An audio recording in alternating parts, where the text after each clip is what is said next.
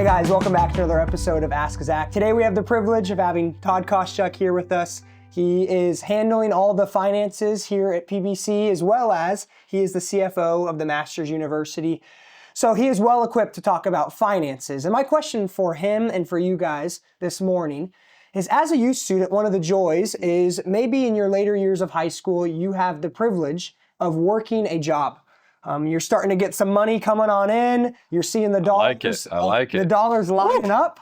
And Big money. come on, that's right. And maybe you're gotten even an allowance. Your parents will pay you a couple dollars each week to do some of the chores around the house.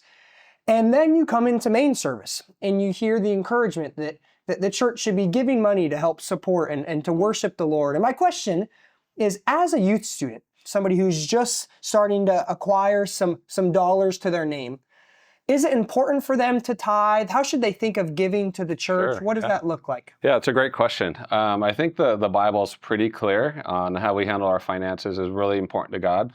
The Bible talks twice as much about money and possessions and faith and prayer combined, so it is an important topic to God. And how we handle our finances really just shows what's in our heart and what we value. So the Bible has a lot to say on that, and I think some good principles to know is to start what I taught my kids and what I was taught when I started going to church is God owns everything. You know, you look in Psalm 24:1, it says, "The earth is the Lord's and all it contains, the world and all those who dwell in it." And there's multiple verses in the Bible that says God owns everything, and we're just stewards, and the steward manages on behalf of their owner, and so that's really should be our heartbeat. And so God in the Bible speaks very directly on this. In Proverbs 3:9, it says, "Give generously to the Lord, and it says this, honor the Lord with your wealth and with the first fruits of all your produce," because the money back in those days was in agriculture. And then he says he will greatly bless you.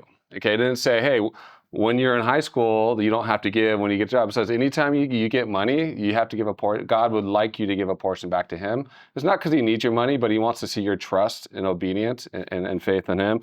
2 Corinthians 9 is also a great verse, 6-7. It talks about sowing and reaping. And it says, "He who sows sparingly will reap sparingly." And this is in terms of giving. "And he who reaps bountifully, sows bountifully will reap bountifully." So what's God saying here? He says, "Be generous to me, and I will greatly bless you." Okay, it's hard to give our money because it's ours. It's hard to give because we're selfish.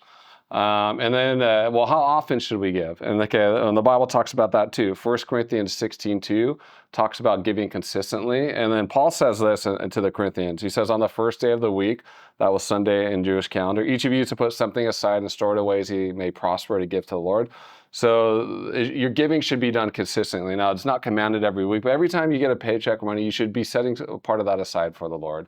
And you're generous to the Lord, he will greatly bless your life. You got to realize God's sovereign over everything, knows every hair on your head. Proverbs talks about he controls the king's heart. It's like a stream of water in the Lord's hands. He controls everything. And God says, be generous to him and he'll bless you. Why would you want to cut that off? So that's my feeling on that. That's so helpful because it's an encouraging thought that it doesn't matter if you have $1,000 to your name or if you have $3. The principle is the same. You should be trusting the Lord with the finances that he has given you.